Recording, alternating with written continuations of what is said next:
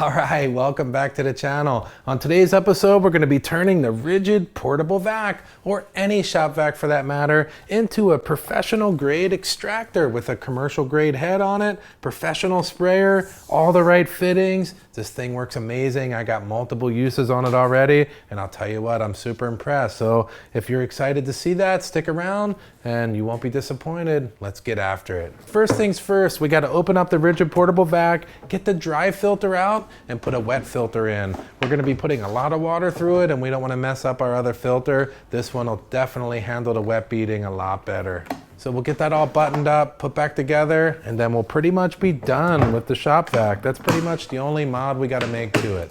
The big question always when we do these type of videos, what are the fittings? What are the sizes? How do we figure all this out? It's a lot of stuff. And when you're ordering stuff online and all the wrong stuff comes, that's very frustrating. So I'm gonna dive deep into it, explaining how I did everything so that you guys can benefit from it. So first off, we need water. We need pressurized, and when I say pressurized, I don't mean pressure washer. I just mean normal tap pressure, garden hose style pressure coming into the extractor so that when we pull the trigger, we get a nice stream of water coming out of the end that's gonna go onto the fabric, and we're gonna extract it out. Now there's multiple ways you can do this. One way is just straight from the garden hose. That's what I'm gonna do. I'm gonna put all the fittings on necessary to use the garden hose. You can use it in your garage garden hose, out on the side of the house. If you have a mobile detailing van with water that comes off of some sort of pump that puts a slight amount of pressure on it, you'll be fine with that too. So I'm gonna be using this air hose that I've had for about 10 or 15 years now. It's designed for air, but it's gonna work great for water.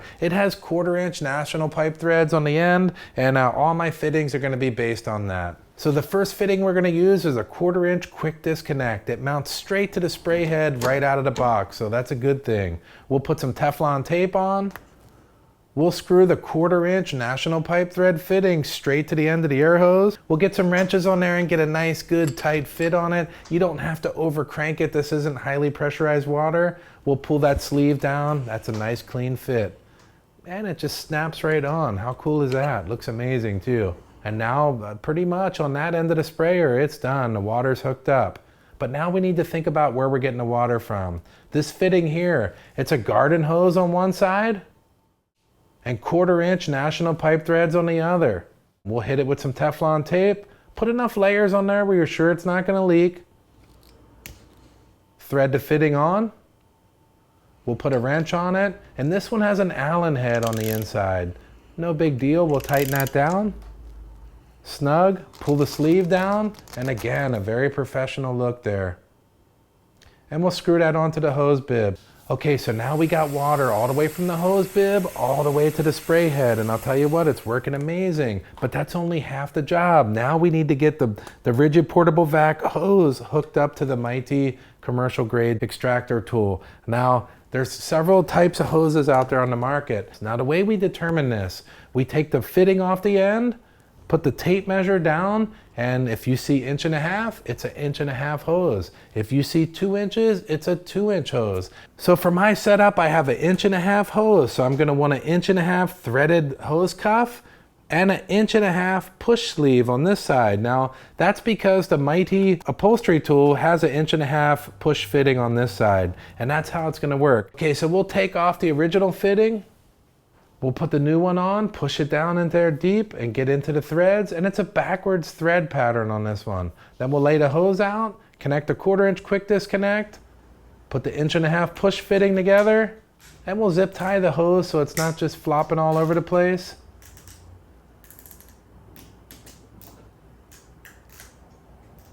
Cut the ends off, and I know what you guys are thinking already. Man, those zip ties are gonna tear everything up. There are options for that.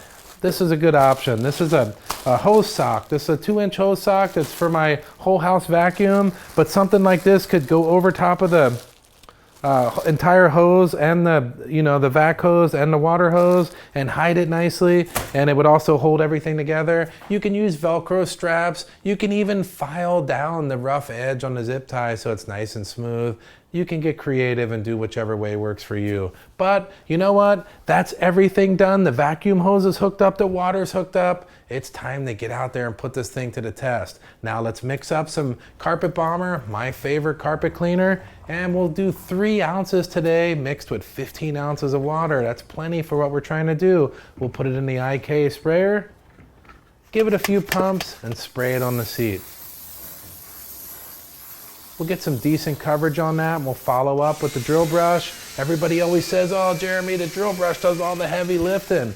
You're right, it does. That's the whole point. I want to agitate the fabric with the chemical to loosen everything up so that I can follow behind with the extractor. And I'll tell you what, when I first pulled the trigger, I thought, man, good water's coming out, and this has amazing suction. It's better than I thought. It's drawing everything out of the seat with just one go. I'm actually really impressed. And the actual feel of this upholstery tool feels good in the hand. It lays flat on the fabric. It's got a nice hole pattern on it, which gives it some great suction. And all in all, I have to say, it worked a lot better than I thought it would. And you know, with the width of this particular model upholstery tool, you can get the job done really quickly. 3 or 4 swipes and the whole seat is done. So I'm just running over it back and forth. Now, I would normally keep doing this until all the suds are gone out of the fabric. And that's why you want a nice clear head on your extractor tool, so you can see when the soap is actually gone. You just keep extracting until it's 100% gone. So now I'm going to run it back across, and I'm not going to add any more water to it. And you're going to see that the majority of the water came out already with one pass. There's little residual water left. And when I was finished with this, I left the truck open for about an hour, hour and a half, and the seat was bone dry. So it's just not leaving a lot of water behind. It's doing a good job drawing it out of there. So now let's go ahead and extract some floor mats out of that truck too. Normally with floor mats, I would use my pressure washer. I would use different techniques, but today I want to show you the extractor working on it. They are carpet floor mats. I want to see it in action. So we'll hit it with the IK sprayer with the Carpet Bomber, put a nice thick layer on there. There is some browning on here, so there's some dirt.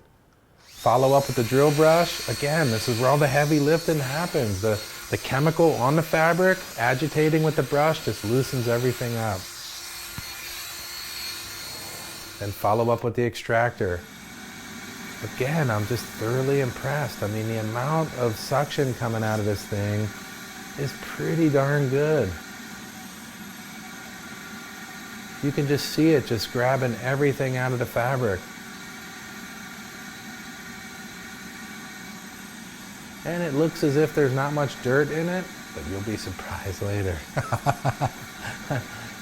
So all in all, just again, it's just coming out very, very easily. So now it's time to see what was in the seat and what was in that floor mat. I know what you're thinking. They weren't even dirty. This is a terrible test. Let's see a disaster extraction. That's what it's all about. You know what? On the other hand, what it's all about is if a lot came out of this and it looked clean from the beginning, then you know it's working. But look at that. Wow, that is like chocolate milk coming out of there. I'll tell you what, I was actually shocked. Look at that. All that came out of those, and I was only out there extracting for 10 or 15 minutes. One seat, one floor mat. So I got a tip for you. If you're only extracting once in a while and this chemical and all this stuff gets onto this filter, it's worth rinsing it out if you're never using it. Now, if you're using it every day, don't bother. But if you're gonna put it up there on your shelf and it's gonna sit there for a month or two with that chemical on it, it could eat at those filters, and they're expensive. We don't wanna mess those up. So go ahead and give that a quick rinse, put it out to dry, and then we're all set. Okay, so what did I think of the converted rigid portable vac into a semi-professional extractor? I'll tell you what, it worked pretty darn good. I'm pretty satisfied with it. The Mytee head on here is amazing in the hand. It's very ergonomic trigger pull. Great spray pattern on the fan. It just absolutely fits this spray head perfectly. This spray head here has got these holes in it, and when you lay it down on the fabric, it gets good suction. It just locks onto the fabric, pulls apart, and I'll tell you what, the user experience is really good with this. And everything was out of the way. I didn't have any trouble with the hoses. It felt good. I was able to do a lot of extracting, and I can tell you what, you could probably do, I would say, you might have to dump this once on a normal size vehicle. If you were doing like a huge vehicle, because this is a 4-gallon unit, it probably holds 2.5, 3 gallons of water before it shuts off, but that's quite a bit. The Bissell Spot Clean Pro only holds 1 gallon, so you're dumping it more often, and that's a complaint a lot of people have. So let me talk about who is this for. Let's start at the bottom. If you're just a detailing enthusiast, meaning that you're doing your own vehicles once in a while, you see yourself doing 1 or 2 extractions in your own cars once a year, maybe some occasional spot cleaning, the Bissell Spot Clean Pro is going to do the job amazing. It's affordable, it works well.